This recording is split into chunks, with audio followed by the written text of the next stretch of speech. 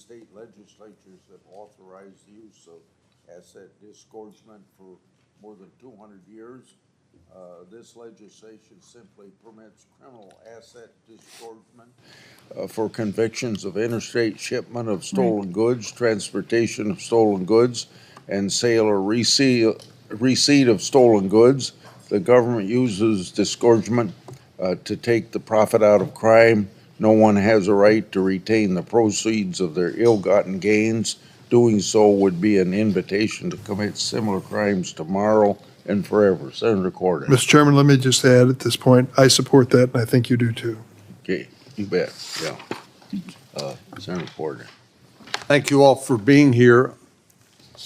I was struck by the fact that in each of your testimony, you highlight the transnational aspects of this problem.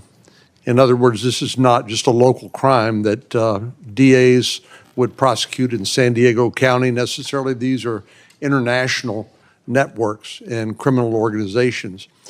And unfortunately, it reminds me of what we've become familiar with in places like Mexico, where the cartels do a lot of different things, but it's all designed to generate money for the cartels, whether they steal food, fuel, traffic in drugs, or in people. And now it seems like it's crossed our borders into the United States, because I note that in the Katy Mills Mall case that occurred in April of 2025 at Katy Mills Mall in Texas, two of the individuals that were apprehended had Mexican IDs. And then in the news, we hear about, for example, marijuana farms in California where unaccompanied minors who were allowed into the country without any real restriction during the Biden administration were part of the roundup there. ICE, Immigration and Customs Enforcement, estimates that there are as many as 662,000 illegal immigrants currently in the country who have either criminal convictions or criminal charges pending against them. And it strikes me as this is quite a workforce for some of these criminal organizations. In other words, things don't stop at the border, and when people get into the United States who are unvetted and who have criminal convictions or make crime their life's work, they've got to be doing something. And I wonder, Mr. Glaoui, do you think that part of the fact that we've had these open border policies in recent years that have allowed unvetted people, these aren't just people who want to come here to work and have a better life, these are people who are unvetted, we don't know who they are, but if it includes such a large contingent of people with criminal convictions or who are currently charged with crimes, aren't they part of the workforce that are used by these organized criminal organizations to do what we're talking about here today? Senator Cornyn, thank you for the question. And in my current role and past role, we know transnational criminal organizations know no boundaries. These are billion-dollar businesses. The Sinaloa Cartel is one of the best known. It runs like a Fortune 500 company, moving people and moving goods. It's all about the money.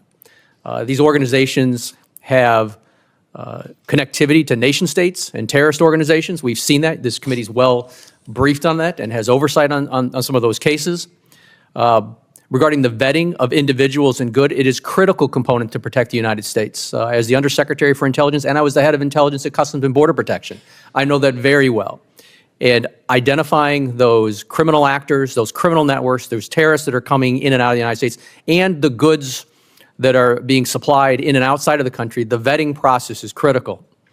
And I think this law, CORCA, is a good step in creating a center to identify the illicit goods and the people involved with trafficking those goods globally.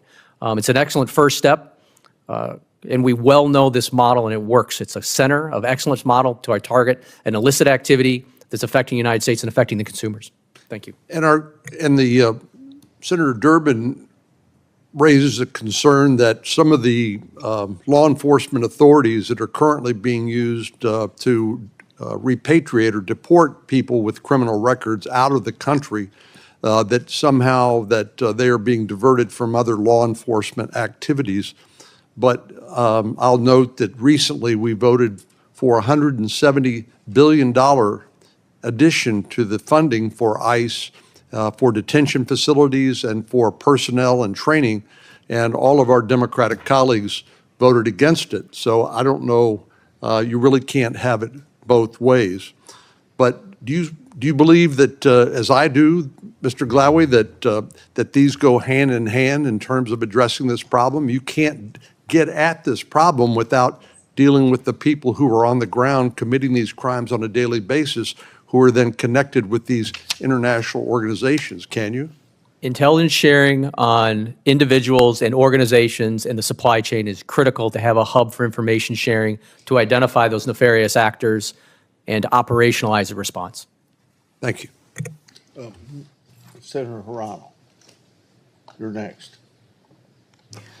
Senator John Cornyn, Republican Texas, raised concerns about the rising threat of retail theft rings, noting that these operations are not isolated incidents but part of a broader network of international crime.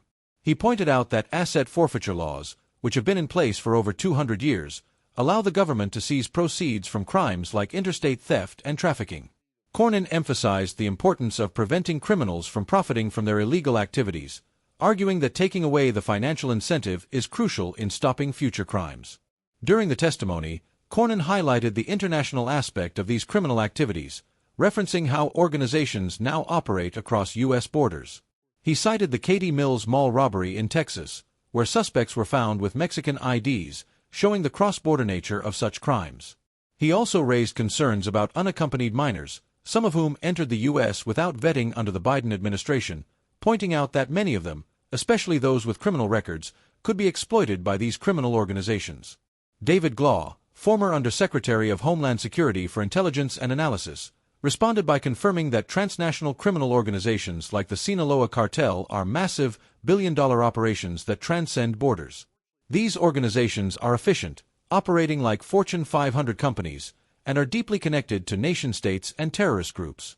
Glaw stressed the need for thorough vetting of individuals entering the country, especially those with criminal backgrounds, to protect the U.S. from becoming a haven for criminal syndicates. Cornyn also criticized the opposition to necessary funding for law enforcement, referring to a vote for a $170 billion increase in funding for ICE, which was rejected by many Democrats. He questioned how effective solutions could be implemented without supporting adequate resources for law enforcement agencies to tackle these criminal networks. Both Cornyn and Glaw agreed that combating international criminal organizations requires a coordinated effort, with intelligence sharing and robust law enforcement measures being key to dismantling these operations.